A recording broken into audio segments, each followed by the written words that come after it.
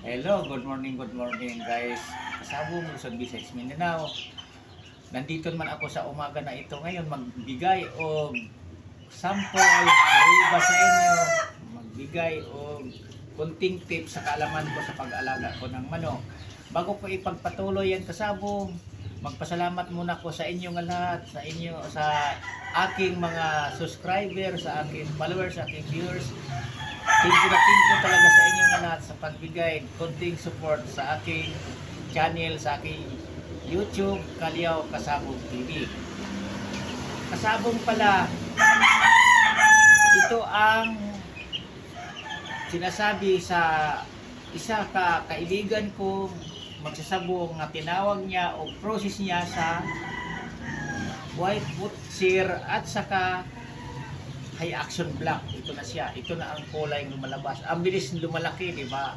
Kung nakita ko niyo sa unang mga i-upload ko mga videos, diol na diol. Pero ngayon siya, wala pang isang buwan ito. Pero ganito nakalaki.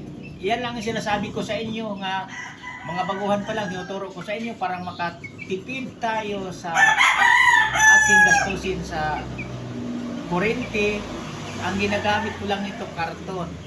Kasi tatlo silang piraso nito. Dalawang puti at saka isang black itim. Ito na siya.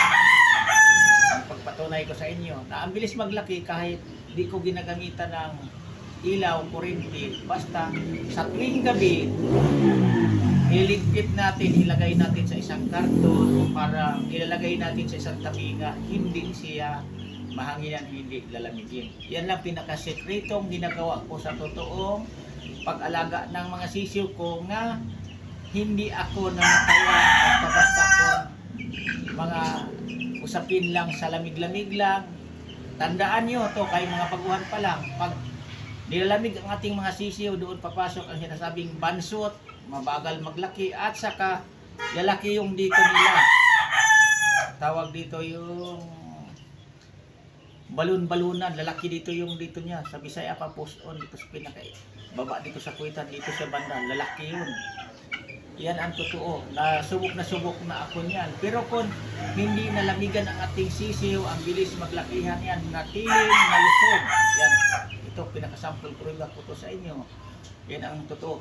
Kasi alam mo ba sa mapabayaan lang natin kung naalaala kung sinong taga-probinsya, ito'y tandaan yung sinasabi ko, parang maniwala kayo. Kapag nahanginan ang sisiw natin, yung mga nipid sama-sama lang sa mga nanay nila, ang totoo niyan, kung hindi lalaki ang dito nila sa may puson banda, yung balon-balunan, o kaya ang abdo niyan, lalaki ang abdo. Doon magsimula, unti-unting mamudla ang ating sisiw, manghina ang mga pakpak, magbagsakan, nakagano na lang habang sumusunod sa nanay nila.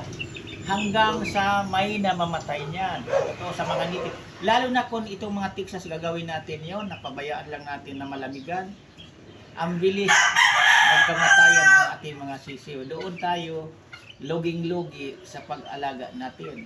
Kasi sa pag-alaga lang natin, nakadepende lang sa atin kung mahilig talaga tayo sa pagmamanok. Tulad ko, ulitin ko sa inyo, mula ako Negros pa, naglaki, bata pa ako, nag-alaga na ako ng manok.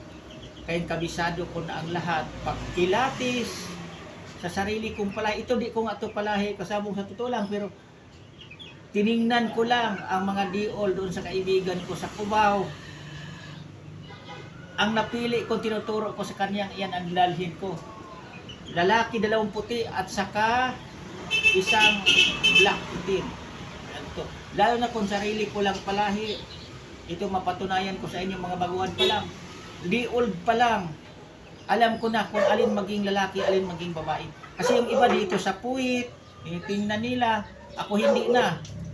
Pag sisiw pa lang di old, kung anong kulay, anong kustura sa balahibo, alam ko na alam maging babae o lalaki. Ang totoo, yung iba dito sa pakpak, bilang-bilang nila, hindi ako diyan maniwala. Pero tayong nag-alaga ng manok, tayong nag-breed, sa kaalaman natin, kanya-kanya ang diskarte natin. Pero ako, halimbawa, sa 100%, 80% talaga ang maibigay ko sa inyo nga totoong lalaki o kaya 90%. Subok na ako kaya hindi ako lugi sa pag-alaga ko ng manok dahil alam ko na kung alin ang maging lalaki, alin maging babae sa itlog pa lang.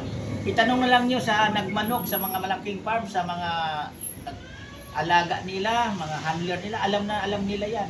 Sa itlog pa lang, alam na nilang tumingin alin ang lamang sa babae o lalaki.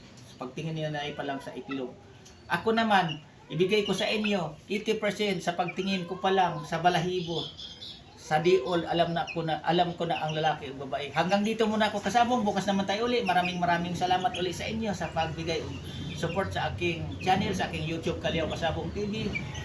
Maraming salamat uli. Thank you talaga. Ang masabi ko lang sa inyo, basta tayong tunay na magmamanok, magsasabong, kahit diol pa, alam na natin ang babae o lalaki man yan. Yan lang. Maraming salamat. Bye-bye.